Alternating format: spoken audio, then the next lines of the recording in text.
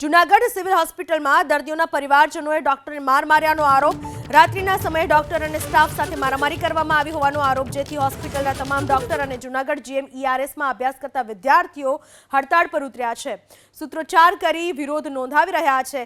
એમનો આરોપ છે કે ડોક્ટર અજય દુધપાટે, જીતુ ભાંભર અને સ્ટાફ નર્સ કર્મદીપ પરમારની સાથે મારામારી થઈ, જેથી તમામ લોકો ધરપકડની માંગ કરી રહ્યા છે।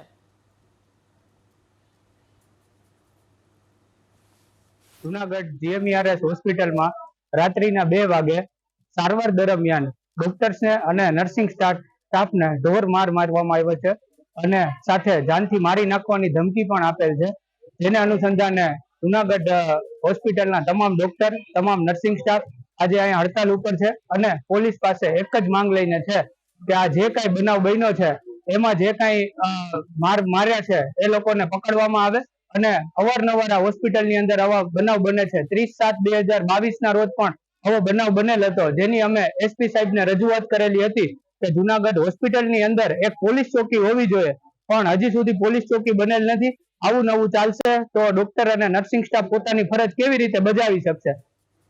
તો હાલમાં આપણી સાથે જોડાઈ ચૂક્યા છે ફોન લાઈન પર જૂનાગઢ હોસ્પિટલના સુપરિન્ટેન્ડન્ટ ડોક્ટર કૃતાર્થ બ્રહ્મભટ્ટ જોડાઈ ચૂક્યા છે। કૃતાર્થજી, આખી ઘટના શું બની, ડોક્ટર્સનું શું કહેવું છે? કૃતાર્થજી,